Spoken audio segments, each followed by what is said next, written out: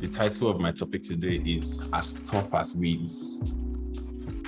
As tough as weeds. When I say weed, I don't mean marijuana. I mean weed as in weed, like the weed that grows unwanted. Yes, as tough as weeds. So I think weeds are one of the most resilient living things ever. They are stubborn as a goat and they are very resilient. No matter the conditions or the circumstance or whatever the case may be, right?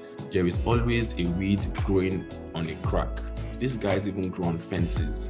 They will grow on top of another living thing if they have the opportunity to do that, and it got me thinking, with that level of resilience, if we're able to transfer that to a business setting and to an organization that is as resilient as weeds, it basically means that success is just around the corner. It means that success is just around the corner. The minute we are able to be as resilient as weeds, and how do we get from point A to the weed-like resilience, and what I realized is challenges are a very important part of the story, because if the weeds, they grow unwanted, they grow by themselves, they grow unwatered or uncared for, right? They are put in the most difficult positions, but somehow they manage to grow. And it hits me that sometimes we are tested, but not as a show of weakness, but for us to discover our strengths. I'll say that again, right? Sometimes we are tested not as a show of weakness, but for us to discover our strengths. And during the QBR session, I mentioned it a couple of times, right? What you do not measure does not get better. So when you pay attention to the present, you can eventually improve on it. You can improve on it, you can make it better, and you can make things a lot easier for yourself and for every party involved, right? We need to solve problems. The only way to get through challenges is by solving problems, working hard, and most importantly, working smart. Taking control, not allowing life happen to you. Every now and then I talk to people, and the conversations are usually around them complaining about life. Life is difficult, life is hard, this is not happening. On Sunday, this happened, somebody died, And when I'm put in that situation, right, I usually ask myself two questions. Do I give sympathy, or do I give a solution out of the problem? And 9 out of 10 times, or let's say 8 out of 10 times, I realize that people want sympathy in those type of situations, and that's totally fine. We all need to be, told sorry and told that it would be fine. But far more than getting sympathy, or after sympathy, right, we need to get to the problem solving, right? We need to move to figuring out the root cause of the problem. Mr. Okay will always say that we need to solve the problem at its roots. We need to figure out what the root cause of the problem. And I think that is 100% correct, right? If we are to grow as weeds and be resilient, we need to be able to move away from surface level, move away from just accepting sympathy to actually solving the problem and actually figuring out a way to solve the problem at its roots.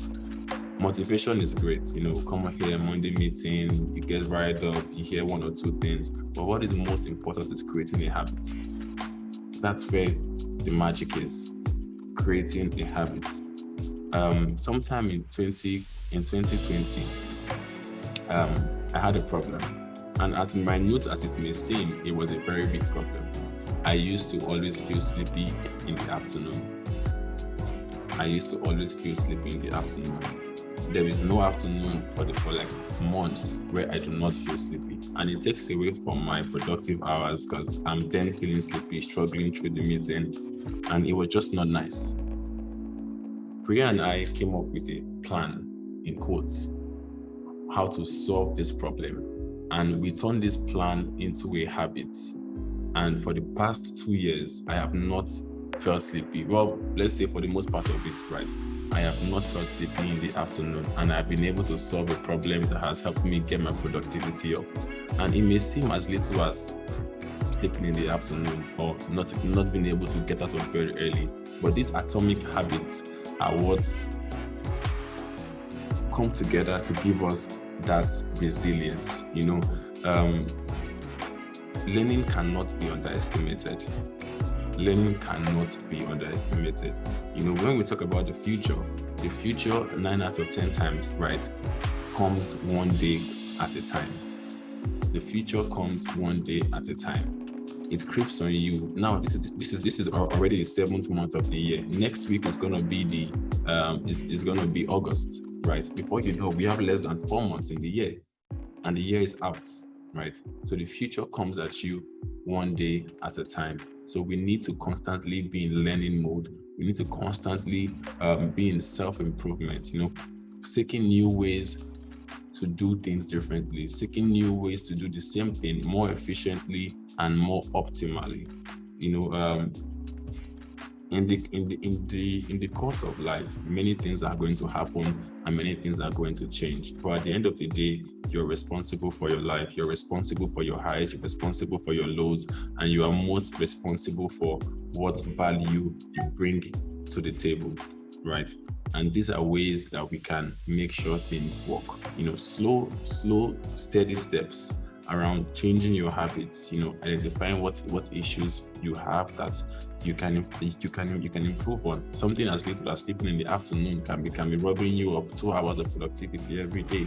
When you add that up to a month, to a year, we are talking weeks of productive hours lost and gone, right?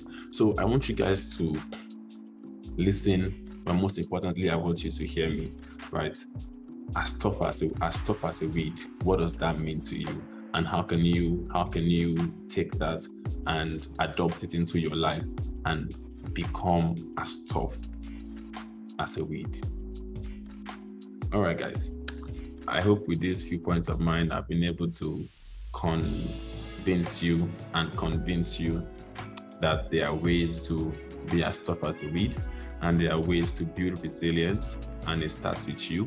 And I wish you all a very interesting new week, filled with lollipop moments, filled with good energy, filled with good vibes, and ultimately enjoy the rest of your week. And I'll see you guys at the meeting next week, Monday.